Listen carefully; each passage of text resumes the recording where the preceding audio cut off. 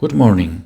Today we celebrate the feast of Corpus Christi and we read the Gospel of Luke. The crowds followed Jesus. He welcomed them and spoke to them about the kingdom of God and healed those who needed healing. Late in the afternoon, the 12 came to him and said, "Send the crowd away so that they can go to the surrounding villages and countryside and find food and lodging because we are in a remote place here." He replied, "You give them something to eat." They answered, "We have only 5 loaves of bread and 2 fish, unless we go and buy food for all this crowd." About 5,000 men were there. But he said to his disciples, "Have them sit down in groups of about 50 each." The disciples did so, and everyone sat down. Taking the 5 loaves and the 2 fish and looking up to heaven, he gave thanks and broke them. Then he gave them to his disciples to distribute to the people. They all ate and were satisfied, and the disciples picked up 12 basketfuls of broken pieces that were left over. The apostles, indifferent to the hunger of the crowd, annoyed with all those people and irritated with Jesus, were privileged witnesses of the miracle of the multiplication of the loaves and fishes performed by Jesus, just as a priest in the 13th century who doubted the real presence of Christ in the Eucharist was also a privileged witness of a great Eucharistic miracle. We celebrate the feast of Corpus Christi, a religious feast celebrated in honor of the real presence of Christ in the species of bread and wine in the Eucharist.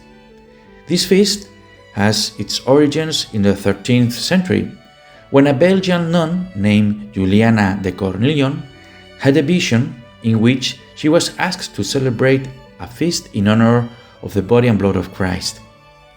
The idea was adopted by the Bishop of Liège, who established the feast in his diocese, only in his diocese. But soon, the celebration spread to other parts of Europe, and in 1264, Pope Urban IV declared a universal feast for the Catholic Church. A very important event for Pope Urban IV to approve the feast at a universal level happened a year earlier in 1263 in the Italian region of Umbria. It turns out that a priest from Prague doubted the presence of Christ in the Eucharist and made a pilgrimage to Rome to pray on the tomb of St. Peter for a grace that could restore his faith. He arrived in Rome, but nothing happened there. Disappointed, he set out on his return journey to Prague. On the return trip, he stopped in Bolsena to celebrate Holy Mass in the crypt of Saint Christine. It was at that moment that the sacred host bled and stained the corporal with the most precious blood. Astonished by such a great prodigy, he doubted whether he should finish or continue the Mass.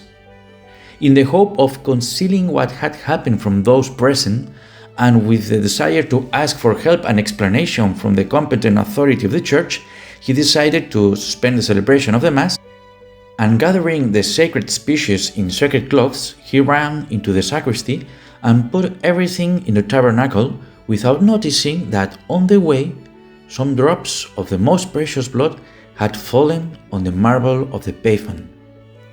This happened in the Basilica of Santa Cristina, on the altar place under the marble baldachin.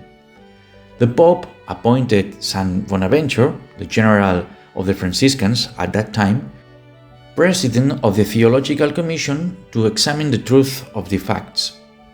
The commission approved the facts, and the Pope ordered the Bishop of Bolsena to bring him to Orvieto, the sacred corporal, the purificator, and the linen stained with blood. Accompanied by his court, the Pope went out to meet the sacred relics, and at the bridge of Rivochiero, he took the corporal and the host in his hands and carried it in procession to Orvieto.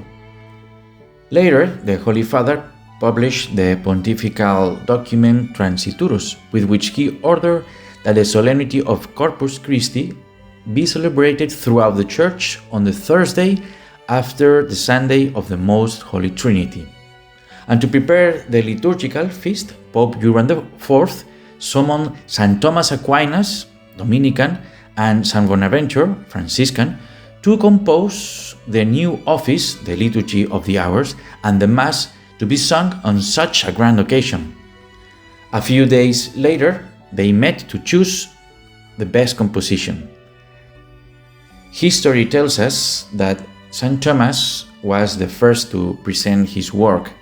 He got up, unrolled the parchment, and began to read aloud. It's said that as St. Thomas read, St. Bonaventure was tearing his composition into pieces, thus recognizing the beauty of the Dominican monks' hymns, whose composition is the famous Tantum Ergo that is still sung today in many churches around the world.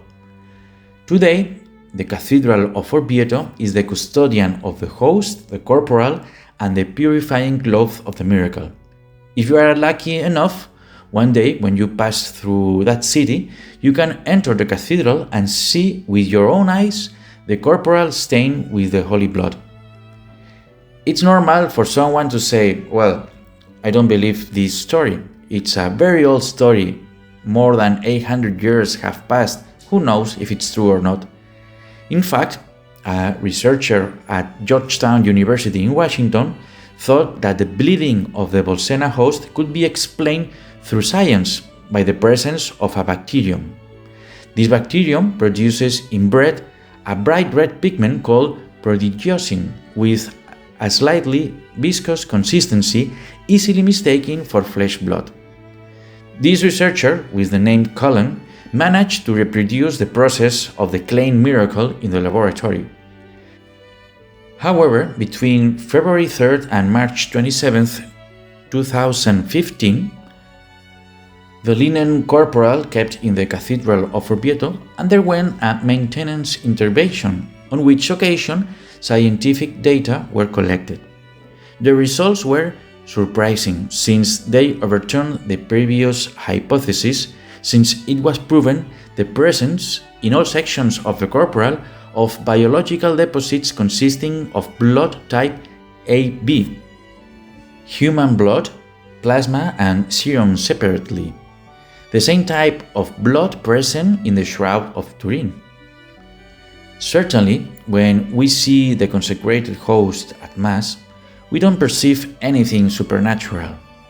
It may be that some feeling is aroused within us, but it may also be that it's not. The miracle of Bolsena-Orvieto can help us to confirm our faith. Even if we don't feel it, even if we don't see anything supernatural, Jesus is present in the bread and wine, and therefore you can be as close or closer to Him than the 12 apostles were that evening when He multiplied the loaves and fishes. And God bless you.